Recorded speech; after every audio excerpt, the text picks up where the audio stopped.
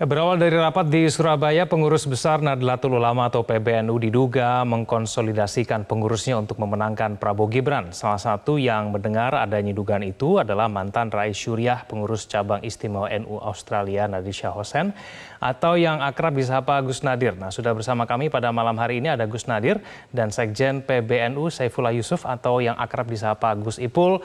Gus Nadir, Assalamualaikum, selamat malam. Waalaikumsalam, Mas Kevin. Ya, terima kasih atas waktunya. Saya akan langsung ke Gus Ipul. Gus Ipul, apa yang dilakukan PCNU Kota Semarang ini sebetulnya melanggar prinsip netralitas seperti yang disampaikan Gus Yahya berkali-kali tidak?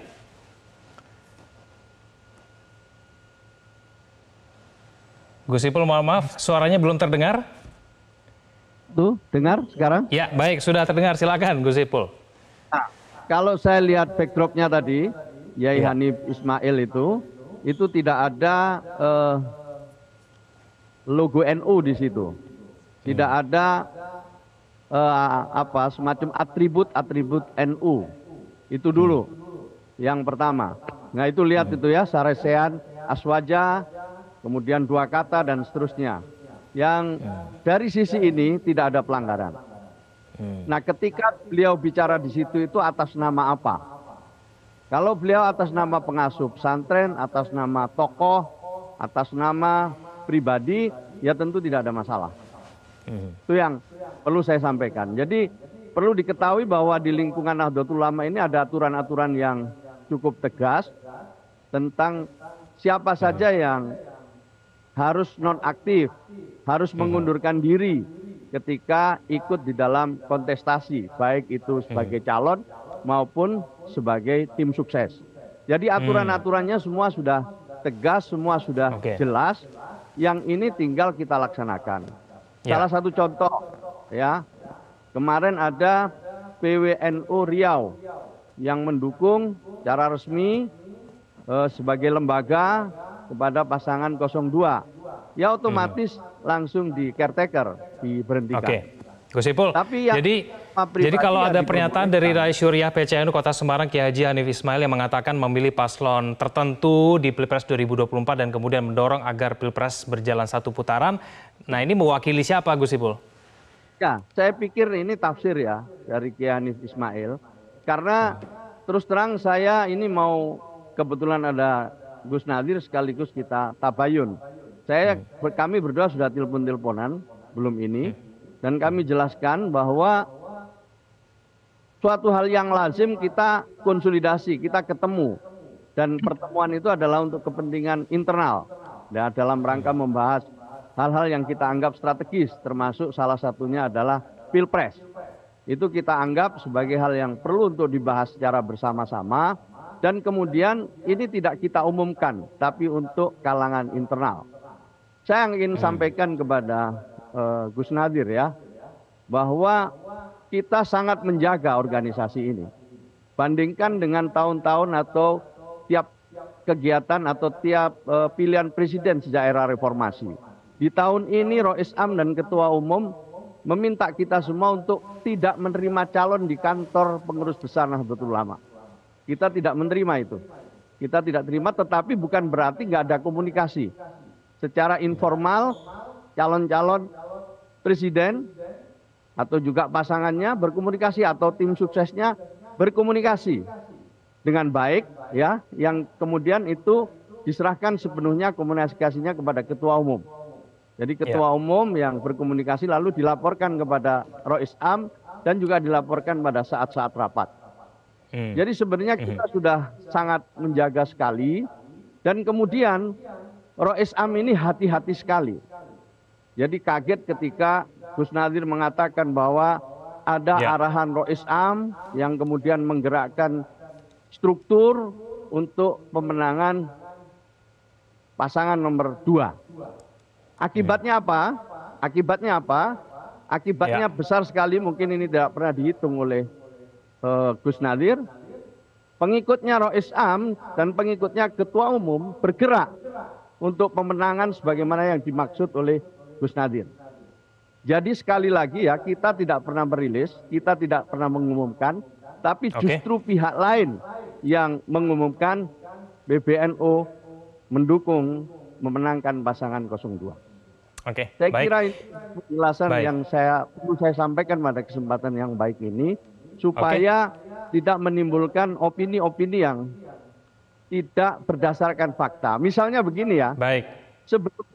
sebelum ditutup pertemuan itu Gus Nadir, Rois Am menyampaikan dengan sangat jelas bahwa silakan semua menentukan pilihan masing-masing, tetapi jangan sekali-kali membawa lembaga.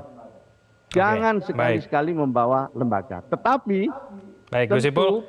tentu NU perlu menyampaikan dinamika dalam Baik. kegiatan pemilihan presiden ini. Saya kira itu. Oke.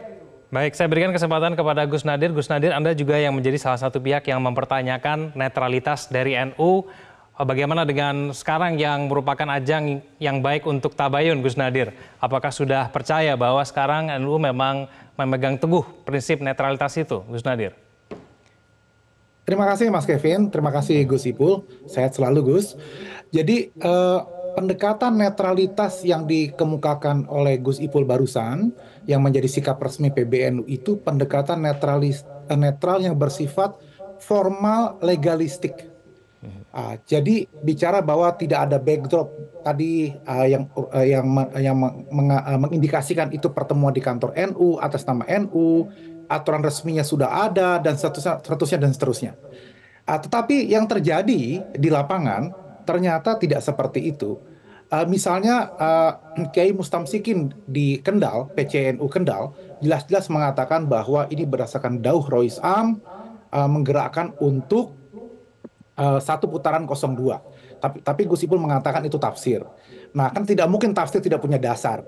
Apalagi beliau bukan orang sembarangan.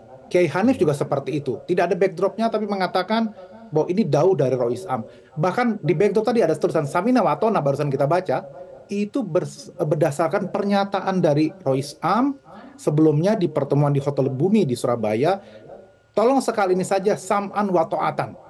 Nah, kalimat ini yang kemudian dipahami sampai ke bawah oleh Batang, PCNU Batang, PCNU Kendal, sekarang PCNU Semarang, yang menggunakan exactly kalimat dari Rois Am tentang Samina wa Atona tadi itu.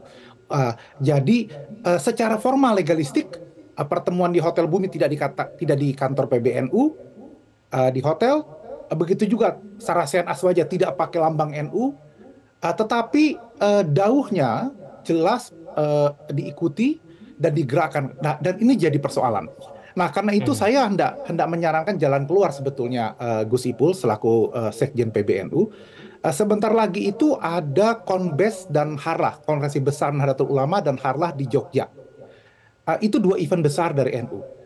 Mohon disampaikan di dua event itu bahwa tidak ada pengarahan sama sekali dari Rois Am dan Ketua Umum untuk warga NU maupun struktur NU mencoblos 02 agar satu putaran. Nah, kalau ini disampaikan, maka ini bisa menepis semua isu-isu yang beredar dan juga bisa mengklarifikasi sampai ke bawah karena di forum resmi dan pendekatannya tadi netral formal legalistik gitu, bahwa tidak ada baik formal non formal pengarahan untuk mengarah kepada paslon tertentu. Nah, ini bisa mengklarifikasi dan mengklirkan semuanya. Nah, kenapa? Karena sekarang sudah bergulir, ada yang disebut dengan kelompok sekarang Jaringan Nahdien Penyelamat Khitoh. Kalangan aktivis dan akademisi di Jogja, misalnya menggulirkan ini karena hendak menjaga marwah Nahdlatul Ulama. Begitu juga soal penonaktifan beberapa pengurus. Lagi-lagi pendekatan yang dilakukan adalah formal legalistik. Kalau dia bukan ada di tim ses resmi, maka tidak dinonaktifkan. Misalnya Ketua Lakpasdam Pak Erick Thohir. Pak Erick Thohir itu di dalam debat Cawapres kemarin itu duduk di kursi tim ses 02 dan memakai pakaian seragam. Gus Nadir, tapi kenapa Anda merasa perlu untuk menyampaikan bahwa ada dugaan NU itu tidak netral begitu? Ya, jadi saya teruskan sedikit dan Ketua Lakpasdam Pak Erick Thohir belum dinonaktifkan. Padahal tadi dia duduk di kursi tim ses misalnya, meskipun tidak masuk dalam susunan tim ses. Nah, ini pendekatannya tadi formal legalistik, realitinya tidak. Nah, kenapa ini perlu saya angkat isu netralitas? Karena NU ini memainkan peranan sebagai perekat bangsa, Mas Kevin. Jadi kalau misalnya ada kekisruhan di Pilpres, maka kepada siapa lagi kita bisa berharap agar bangsa ini tidak pecah? Maka kita berharap kepada Rois Am selaku sahibul maqam, pemilik maqam, yang bisa menaungi bangsa ini, yang bisa berdiri di atas semua golongan. Disinilah letak pentingnya netralitas NU. Begitu juga kalau NU tidak terlibat mendukung paslon manapun, mau 02 kah, 01, 03 kah, maka ketika yang menang siapapun dari nanti, NU akan turut bersama-sama membangun bangsa ini dengan pemerintahan yang baru, dan yang kalah akan diayomi, tidak akan frustasi, akan dirangkul oleh NU. Tapi kalau NU sudah terlibat baik formal legalistik maupun non formal ya, kepada calon tertentu, maka NU tidak lagi bisa merekatkan bangsa ini, dan ini berbahaya sekali. Kita perlu elemen-elemen civil society, masyarakat sipil, untuk menjaga bangsa ini. Nah, sehingga jargon NKRI harga mati tidak hanya sekedar menjadi apel-apel saja, tapi betul-betul dijaga. Dan saya kira Gus Ipul sepakat bahwa NU diminta untuk memainkan peranannya merekatkan bangsa ini. Dan ini bisa menjadi pertanyaan kalau kemudian di belakang layar yang tidak formal dan tidak legal tadi itu ternyata mendua sikapnya. Saya kira itu Mas Kevin, kenapa kemudian saya menyuarakan isu ini, agar juga elemen civil society lain mendengar bahwa secara kultural juga masih banyak elemen NU lain yang masih bisa dipercaya untuk menjadi perekat bangsa ini.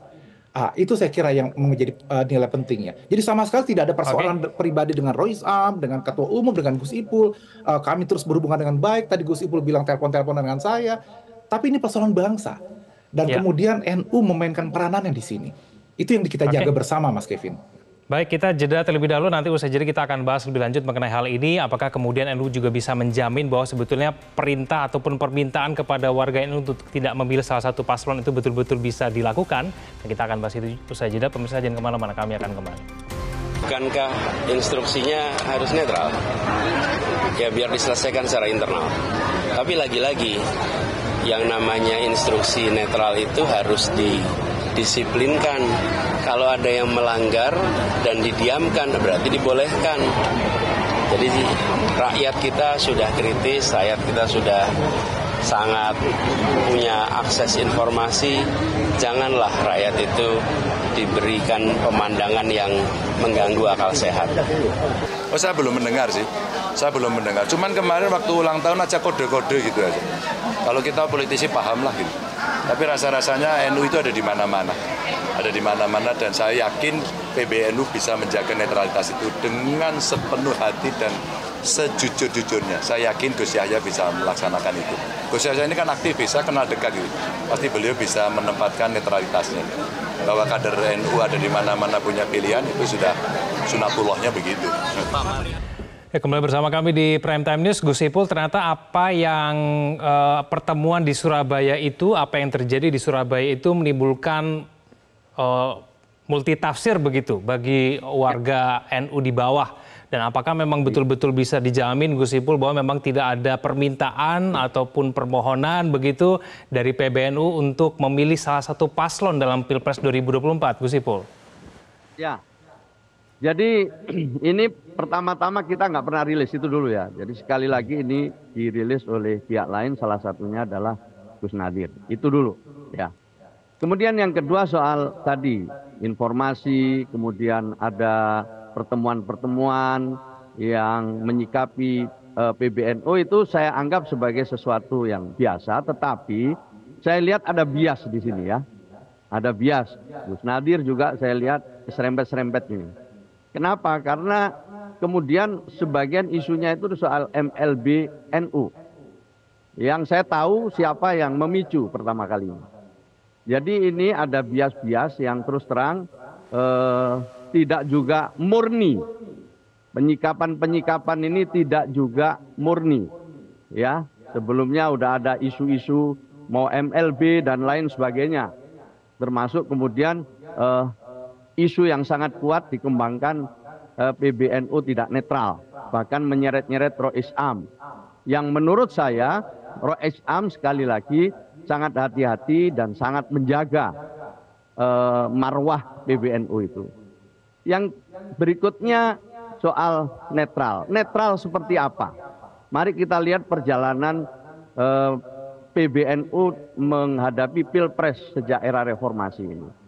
Selalu ada wacana-wacana yang tentu wacana itu berkaitan dengan prinsip-prinsip dasar dari Nahdlatul Ulama untuk memilih pemimpin. Dan kemudian kita juga tidak hanya figur-figurnya, tapi kita juga melihat pendukung-pendukungnya. Nah, apa yang sering disampaikan oleh Gus Yahya, bahwa sebenarnya kepentingan NU dalam Pilpres ini adalah memastikan bahwa siapapun yang terpilih, Indonesia selamat, Indonesia tetap guyup, rukun, dan bisa bekerja lebih baik untuk Indonesia. Itu yang selalu disampaikan. Dan yang kedua juga jangan sampai kita dikecewakan. Ini kita bahas itu. Kalau yang begitu-begitu kita bahas.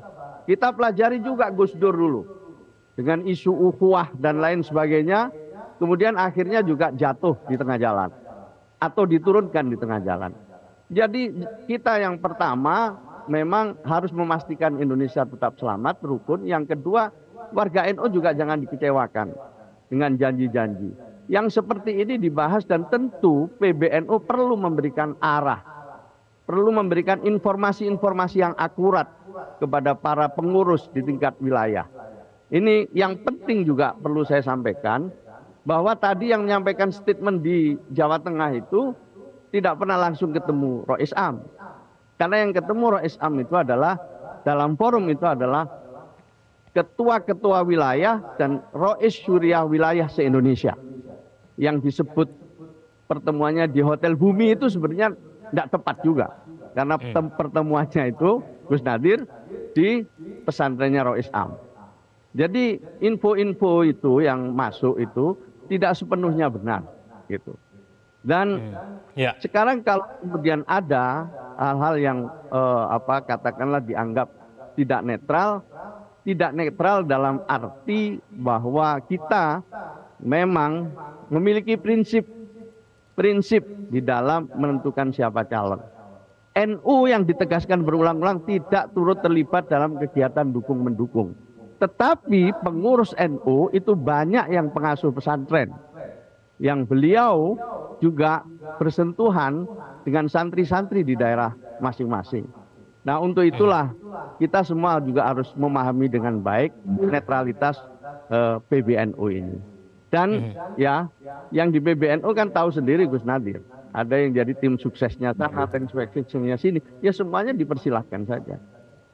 Saya kira tambahan saya ya. Jadi sekali lagi Rois Am tidak pernah mengatakan atau mengarahkan kemudian meminta supaya semua sami'na wa atokna untuk sekali ini. Rois Am itu punya ilmu dan juga punya adab. Tidak mungkin dia merentah kemudian minta yang lain sami'na wa atokna. Apalagi sekali ini saja.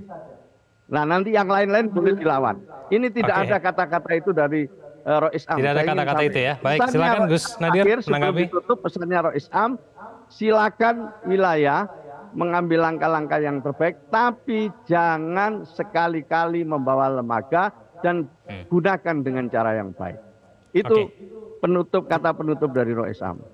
Terima kasih. Baik, tanggapan Gus Nadir. Ya, yang pertama soal MLB, Muktamar Luar Biasa. Saya tidak terlibat, tidak tahu menahu, karena saya warga NU biasa, Gus Ipul, saya bukan lagi pengurus. Jadi tidak mungkin saya terlibat dalam MLB, karena itu yang saya katakan dari awal adalah bagaimana menjaga marwah NU. Kalau ada pihak-pihak yang kemudian menyuarakan MLB, ya itu bukan urusan saya dan di luar kendali saya. Dan saya kira tidak fair kalau kemudian isu yang kita angkat menjaga marwah NU dibelokkan ke MLB. Itu pertama. Yang kedua adalah pernyataan dari Rois Am tadi yang saya katakan, beliau menyatakan samin wa atona dan tadi barusan dibantah oleh Gus Ipul, itu sudah saya tabayun dengan sejumlah Rois Suriah yang hadir di acara itu, dan pertemuan ini nggak cuma sekali gitu ya. Selain tadi di Hotel Bumi, selain ada teman di Magelang, juga pertemuan di pesantrennya Rois Am, pertemuan itu ditindaklanjuti di beberapa tempat gitu ya. Jadi ini memang serius ini pertemuan ini gitu ya. Dan tidak mau di tempat kantor PBNU atau kantor PWNU atau kantor PCNU, karena tadi itu pendekatannya netral, formal, legalistik, tapi di belakang layar bermain terus. Nah, yang ketiga yang ingin saya sampaikan adalah kalau memang netralitas PBNU seperti itu, bahwa menginginkan Indonesia ini selamat, gitu Gus Ipul, sebetulnya yang harus dilakukan adalah, apalagi mengingat kata Gus Ipul tadi, banyak juga pengurus PBNU yang menjadi tim sukses di mana-mana dan kemudian dinonaktifkan, gitu ya. Sebetulnya yang harus dilakukan adalah PBNU mengundang semua elemen NU yang ada di semua partai, termasuk capres-cawapres yang berasal dari NU, dan semua tim sukses, dan kemudian diberikan tausiah oleh Rois Am. Ini loh pesan-pesan NU untuk menghadapi Pilpres. Siapapun Anda dari tim ses manapun, dari pasangan capres manapun, silakan bertarung, tapi Indonesia harus selamat. Ajaran Ahlussunnah Jamaah harus terus kita jaga. Pesan-pesan itu yang harus disampaikan sebetulnya untuk menjaga netralitas, bukan mengumpulkan pengurus wilayah cabang, Rois Surya dan ketua-ketuanya untuk kemudian secara diam-diam diarahkan untuk mendukung paslon tertentu. Nah, jadi netralitasnya harus bicara message, pesan-pesan ke NU-an, ya, itu yang harus disampaikan untuk menjaga negara ini. Itu netralitas. Gitu. Itu yang kita harapkan sebetulnya. PBNU memainkan peranannya menjaga moral bangsa ini, menjaga etika bangsa ini, menjaga Indonesia untuk selamat. Tapi itu tidak dilakukan. Yang dilakukan justru adalah menggalang dukungan, mengarahkan kepada paslon tertentu. Pada titik itulah saya bersikap kita harus mengingatkan tawasaw bil haq, mengingatkan kebenaran, tawasaw bis sabar dengan kesabaran, tawasaw bil marhamah dengan kasih sayang. Saya sampaikan di akun media sosial saya, mari kita saling mengingatkan dengan adab dan penuh cinta. Sehingga tidak ada kata-kata kasar dari saya, tidak ada serangan pribadi ke Rois Am, ataupun ke Gus Yahya, ataupun ke Gus Ipul. Semuanya kita hormati. Yang kita jaga adalah message-nya. Mari kita jaga marwah NU ini, karena NU ini adalah perekat bangsa. Kalau NU tidak dipercaya lagi oleh elemen masyarakat, oleh masyarakat sipil, civil society, ini bahaya buat bangsa kita gitu. Nah, karena itu saya kira positioning NU kalau mau netral, silakan diteruskan dan mohon di Konbes dan di Harla NU ditegaskan Gus Ipul bahwa tidak ada arahan apapun. Ya, kalaupun sudah terlanjur dilakukan, ya dinasah, dihapus gitu ya. Katakan bahwa keputusannya adalah tidak ada arahan apapun dan kita akan jaga marwah NU ini. Saya kira akan sangat baik kalau pesan netralitas NU disambung dengan pesan menjaga marwah NU disuarakan resmi oleh PBNU saat konferensi besar di Jogja dan Harlah nanti, hari lahir NU. Wah, itu akan cantik sekali dan mempertegas posisi NU sebagai perekat bangsa ini. Ya, itu harapan saya sebagai warga NU dan harapan kawan-kawan lain para jamaah NU kepada Gus Ipul selaku sekjen. Saya kira begitu, Gus. Ya. Oke, baik. Terima kasih Gus Nadir dan Gus Ipul bergabung bersama kami di... Baik, singkat saja Gus Ipul, waktu kita sedikit. Silakan. Saya ingin menyampaikan, kita terima ya Gus Nadir ya. Tetapi sekali lagi saya ingin menyampaikan soal nasihat itu. Nasihat itu kan sudah bisa disampaikan ya, bisa disampaikan pesan secara langsung maupun tidak langsung. Itu sudah disampaikan kalau nasihat. Tetapi kalau kemudian yang dinasihat ini menyerang terus, kemudian melakukan hal-hal yang menjauh. Kalau namanya calon itu kan merangkul, bukan memusuhi, bukan malah menyerang. Itu saja. Nasihat menjadi kewajiban para ulama untuk memberikan nasihat kepada semua calon dan itu disampaikan baik secara langsung maupun tidak langsung. Terima kasih. Oke, baik. Terima kasih Gus Ipul, Gus Nadir telah bergabung bersama kami di Prime Time News. Selamat malam. Jelajahi cara baru mendapatkan informasi. Download Metro TV Extend sekarang.